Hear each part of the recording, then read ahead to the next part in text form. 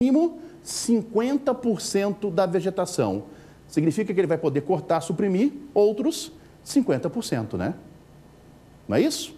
Então, tem que manter no mínimo 50% e pode suprimir os outros 50%. Tudo bem, pessoal?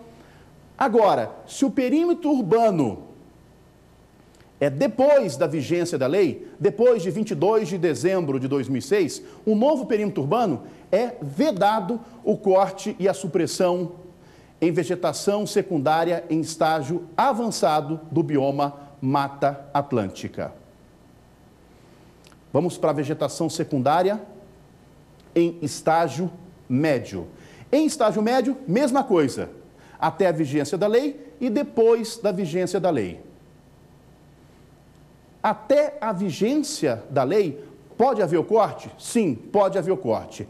Desde que deixe, pelo menos, naquele perímetro urbano que foi aprovado até a vigência da lei, desde que deixe pelo menos 30% da vegetação.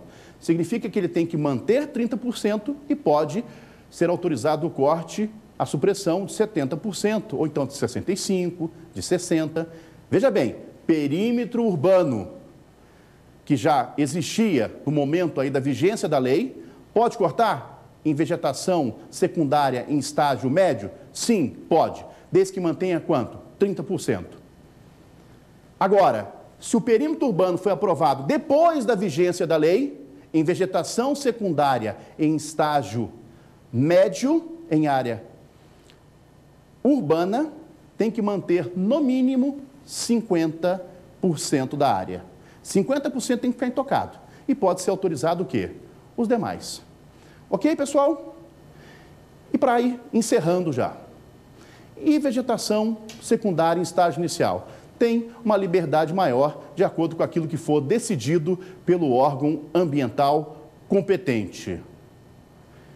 Essas são, pessoal, as regras aplicáveis ao bioma Mata Atlântica, ao corte, à supressão. Como vocês podem perceber, são bastante complexas essas regras, mas acompanhe o raciocínio que eu fiz com vocês, eu tenho certeza que você vai conseguir visualizar as regras de corte, de supressão no bioma Mata Atlântica. Vamos encerrando o tema do dia e vamos agora para o nosso segundo bloco, Pergunte ao Professor.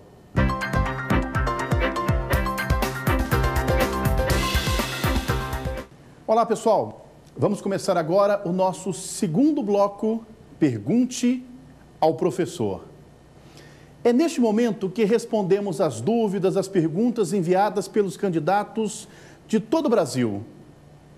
E você que está em casa, quer mandar sua dúvida, o seu questionamento, anote o nosso correio eletrônico. provafinal@lfg.com.br. Repetindo, provafinal@lfg.com.br. E vamos à primeira pergunta. Professor Fabiano, como definir o pequeno produtor rural segundo a lei do bioma Mata Atlântica? Existem diferenças para com o Código Florestal? Que ótima pergunta, pessoal. Como definir o pequeno produtor rural para o bioma Mata Atlântica e fazendo a diferença com o Código Florestal? Pois bem, pessoal, o que é o pequeno produtor rural? Como caracterizá-lo? Como definir o pequeno produtor rural no bioma Mata Atlântica? Temos dois requisitos que devem ser observados para caracterizar um pequeno produtor rural. E o primeiro requisito é que esse pequeno produtor rural tire no mínimo, atenção pessoal, 80% da sua renda bruta da sua propriedade. 80% de sua renda bruta deve ser de onde? Da propriedade rural. Pode ter ajuda de terceiros, da família? Nenhum problema. Então, no mínimo, 80% de sua renda deve ser extraída da propriedade, seja em atividade de agricultura, de agropecuária, de extrativismo, não importa. 80% de sua renda, portanto, deve vir da sua propriedade. E ela a propriedade não pode ser superior a 50 hectares. Para configurar o pequeno produtor rural, a propriedade em si não pode ser superior a 50 hectares. Recapitulando, pessoal, então ele tem que tirar, no mínimo, 80% de sua renda da propriedade e ela mesma não pode ser superior a 50 hectares. O conceito de pequena propriedade, por exemplo, existe no Código Florestal, mas com índices diferentes daquele que aparece no bioma Mata Atlântica. O que diz o Código Florestal no que se refere à pequena propriedade? Doutoras e doutores, o Código Florestal repete a questão da renda. 80% da renda tem que ser extraído da propriedade, no mínimo 80%. Isso é igualzinho com a lei do bioma Mata Atlântica. Agora, o tamanho da propriedade rural, para o Código Florestal é diferente. E quais são os índices do Código Florestal? Se a propriedade rural está na Amazônia Legal, por exemplo, a propriedade não pode ser superior a 150 hectares, ok? Não pode ser superior a 150 hectares e esse pequeno proprietário tem que tirar no mínimo 80% de sua renda da propriedade. Se a propriedade se localiza lá no polígono das secas, o tamanho máximo dela, ela não pode ser superior a 50 hectares para configurar a pequena propriedade. E, finalmente, em outras regiões do país, não pode ser superior a 30 hectares para configurar o quê? A pequena propriedade. Muito cuidado, portanto, com esses índices. Lembrando, no bioma Mata Atlântica, tirar no mínimo 80% de sua renda bruta da propriedade, que não pode ser superior a 50 hectares. Vamos para mais uma pergunta? Professor Fabiano, é possível a existência de atividades minerárias na vegetação do bioma Mata Atlântica? Olha a pergunta, pessoal. É possível atividades minerárias no bioma Mata Atlântica?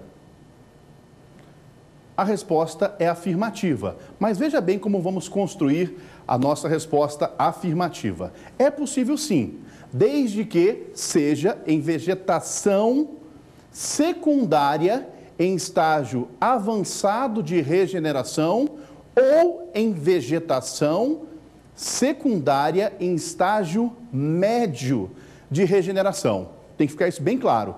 Para ter atividade minerária no bioma Mata Atlântica, tem que ser vegetação secundária em estágio avançado ou em estágio médio de regeneração. Só isso? Não, pessoal. Tem dois requisitos que devem ser observados para que tenhamos uma atividade minerária. E quais são eles?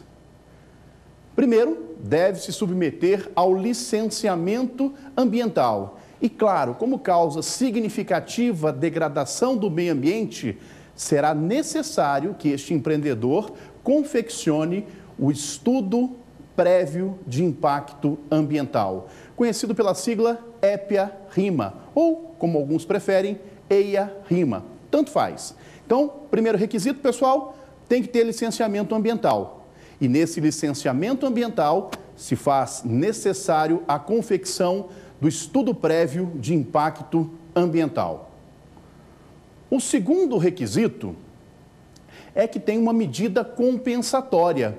Ora, se a atividade minerária utilizar 10 hectares no bioma Mata Atlântica, ele tem que compensar esses 10 hectares da atividade em outra área, preferencialmente na mesma microbacia ou, se possível, na mesma bacia hidrográfica, com as mesmas características ecológicas. Então, se a atividade minerária utilizou 10 hectares do bioma Mata Atlântica, deve compensar com o quê? Com a regeneração de uma outra área com 10 hectares. Tem que ter a mesma correspondência, sem prejuízo de outras formas de compensação ambiental, ou seja, normalmente vinculado ao dispêndio de questões financeiras. Tudo bem, pessoal? É possível, então? Vamos recapitular a resposta? Sim, tem que ser vegetação secundária em estágio avançado.